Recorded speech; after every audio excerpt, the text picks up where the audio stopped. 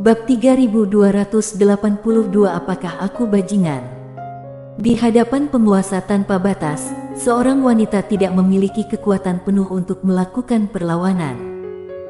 Lautan darah seketika menguap oleh kekuatan kedua orang tersebut. Namun, penguasa tanpa batas tidak membunuh wanita itu. Setelah memberinya hukuman berat, dia kembali ke menara kecil. Dari kejauhan, ekspresi wajah wanita itu sangat buruk. Dia tak pernah membayangkan bahwa di sini, selain dari dunia 0 derajat, ada master yang begitu menakutkan. Sangat bingung, Mileye melirik wanita itu tanpa memberikan perhatian dan berbalik pergi. Pada saat itu, wanita mendadak berbicara, "Mengapa kamu bisa naik dan turun?" Mileye memalingkan kepala demi menyaksikan wanita itu. Coba tebak.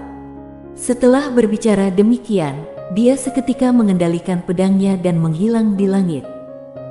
Menyaksikan adegan ini, wajah wanita Taichu mendadak menjadi sangat jeleki. Di langit, naga darah sudah retak di seluruh tubuhnya akibat pukulan besar dari Dasan. Sama sekali tak ada lawan. Saat itu, Mileye mendadak berbicara, "Dasan." Mendengar itu, Dasan seketika berhenti, kembali ke sisi Mileye, sambil tersenyum, "Tuan muda Ye." Mileye berbicara, "Ayo pergi." Dasan mengiyakan, "Baik." Dengan berbicara demikian, ia kembali ke dalam menara kecil. Mileye menyaksikan naga darah, yang tampaknya takut, bergerak mundur saat ia mendekat. Cukup takut. Mileye dan Putri Kara seketika meninggalkan tempat itu. Di tengah bintang, Mileye menyaksikan bola darah itu sekali lagi, lalu berbicara, "Wanita ini seharusnya berasal dari klan Taichu di dunia 0 derajat. Namun, aku tak mengetahui mengapa dia kabur dari sana." Putri Kara tertawa, "Wanita ini sepertinya tidak punya mood yang baik."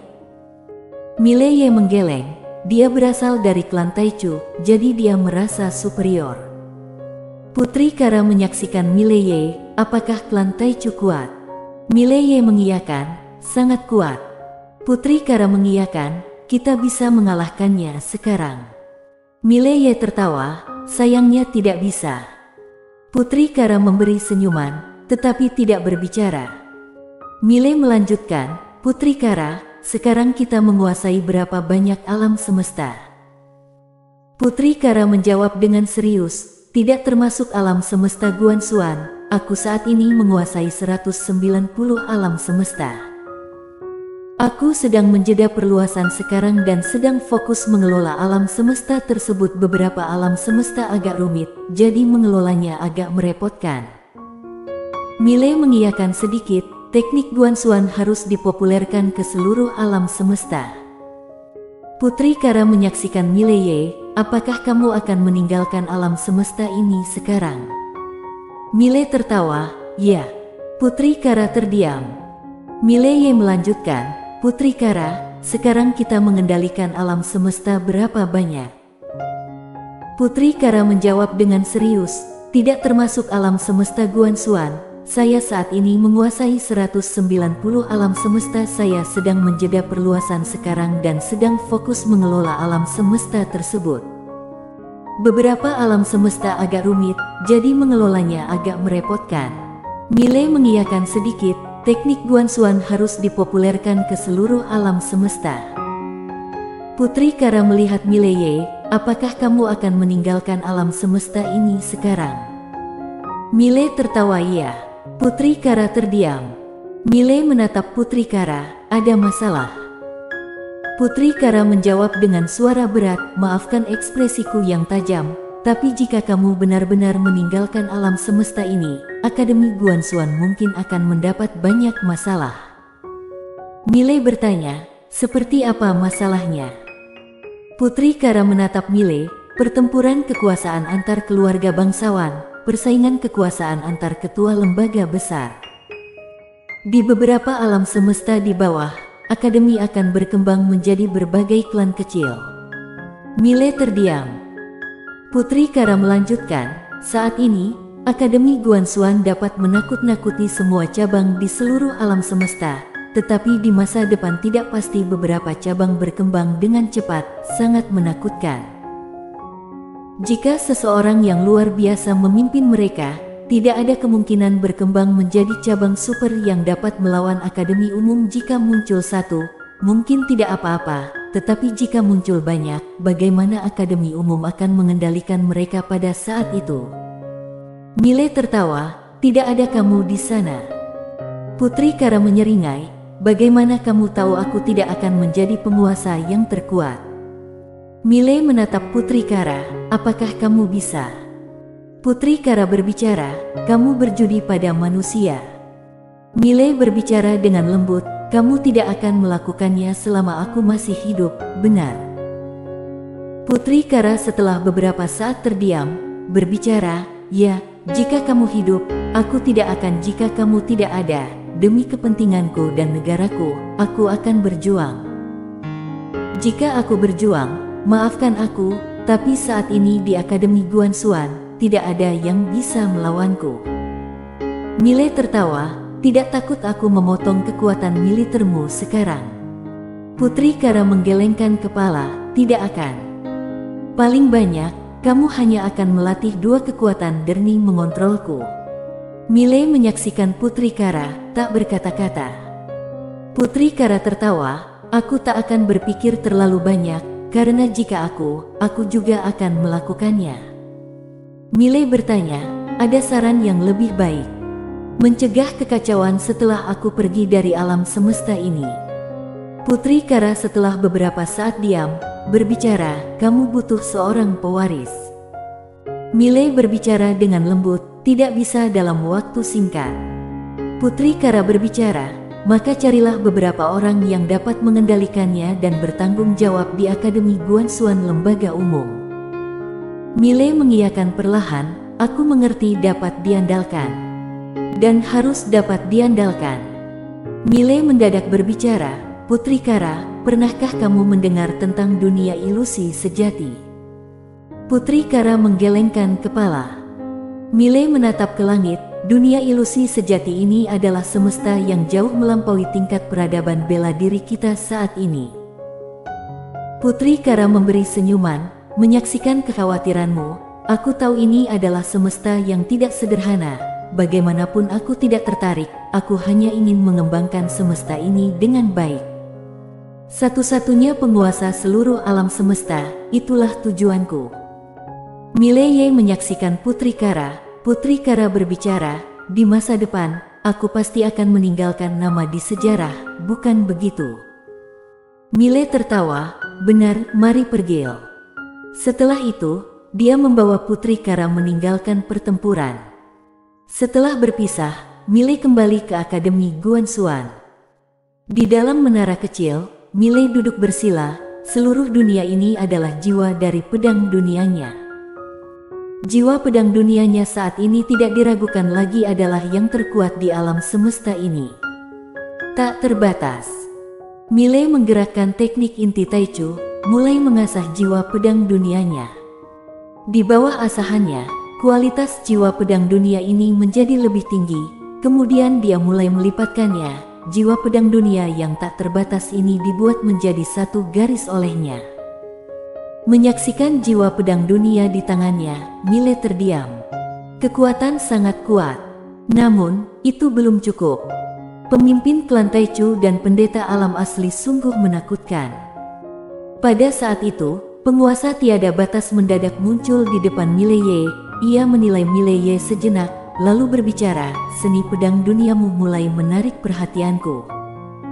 Mile menggelengkan kepala dengan senyum, namun, masih belum dapat menandingi klan Taichu. Penguasa tanpa batas berbicara, itu benar. Kekuatan kedua orang itu sangat kuat. Mile berpikir sejenak, lalu berbicara, namun, dunia ilusi sejati lebih kuat dari mereka. Jadi, meskipun kita mengalahkan klan Dewa Taichu, kita akan menjadi junior di dunia ilusi sejati. Penguasa tiada batas tertawa, menjadi penguasa di alam semesta ini tidak memiliki arti. Pergi ke dunia ilusi sejati dan menyadari kecilnya diri sendiri, rasanya bagus. Mile tertawa, benar sekali. Penguasa tiada batas berbicara, jika kita ingin mengalahkan klan Dewa Taichu, kita harus menyelesaikan pohon Dewa Taichu.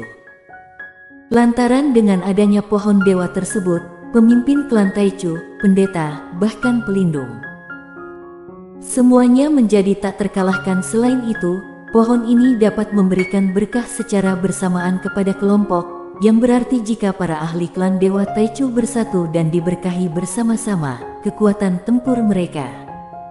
Dia tak melanjutkan kata-katanya. Mileye terdiam. Ketakutan dari pohon Dewa Taichu jauh melampaui pemimpin klan Taichu dan pendeta. Bahkan bayangan dari itu bisa dengan mudah dihancurkan, membayangkan seberapa menakutkannya. Penguasa tanpa batas bertanya, "Apa kabarmu sekarang?" Tidak lagi mengejar tingkat alam.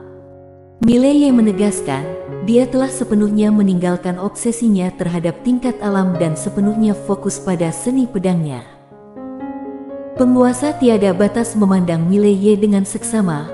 "Aku bisa merasakan bahwa jiwa pedang duniamu terus meningkat setiap saat, namun saat ini kemampuan seni pedangmu masih belum dapat menyaingi mereka. Kamu masih perlu menunggu."